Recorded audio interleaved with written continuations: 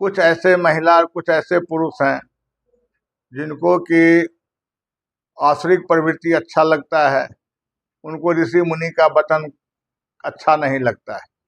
यहाँ पर एक नारद जी के विषय में प्रसंग आया है। नारद जी को उपदेश दिए थे भगवान शिव, क्या शंभु दिन उपदेश हित नहीं नारद ही सुहाम, भरद्वाज कौतिक सुनहु हरिच्छा बलवान। भगवान शिव ने कहा कि भगवान विष्णु का लीला अपरंपार है और उस लीला और रहस्य में लोग भ्रांति में पड़ जाते हैं। इसीलिए लीला और रहस्य में जो भ्रांति में पड़ गए वो पथ से विचलित हो जाते हैं, रास्ता भटक जाते हैं। इसीलिए सगुण रूप में लीला का कार्यक्रम करते हैं परमात्मा, और निर्गुण जो है सो चिंतन का विषय है। सगुण रूप में सब हमारे यहाँ यथा जोग पूजनीय है। सगुण रूप में गुरु पूजनीय है, माता पिता पूजनीय है, और बड़े जनों जो है से पूजनीय है, वेद पुराण पूजनीय है, माननीय अर्थात वंदनीय। तो यहाँ पर हम चलेंगे, हमारे पूर्वज ने ऋषि मुनि को वचन को अनुसरण किया, उस वचन को पालन किया, जिससे हमारे पूर्वजों ने सुख समृद्धि का प्राप्ति करके सुख से संसार से वे चले गए।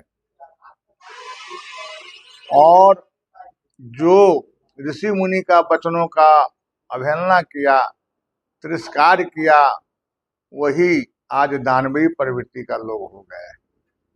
और दानवीय प्रवृत्ति का जो लोग हैं वह ऋषि मुनि का वचनों का अवहेलना करते हैं। और ऋषि मुनि तो सब दिन से सबको हित की बात करते हैं, किसी अहित की बात उनके पास है ही नहीं।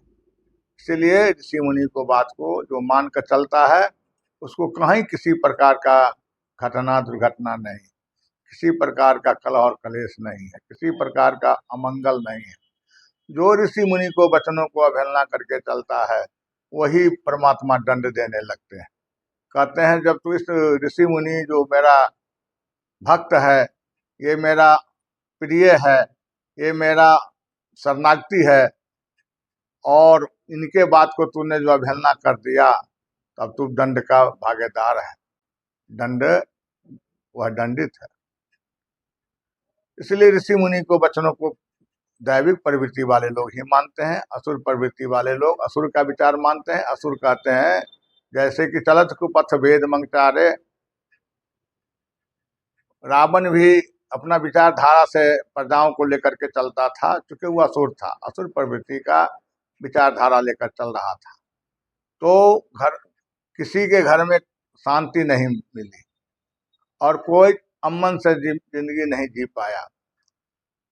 इसलिए रावण चला कुपथ से, चलत कुपथ वेद मार्ग छारे।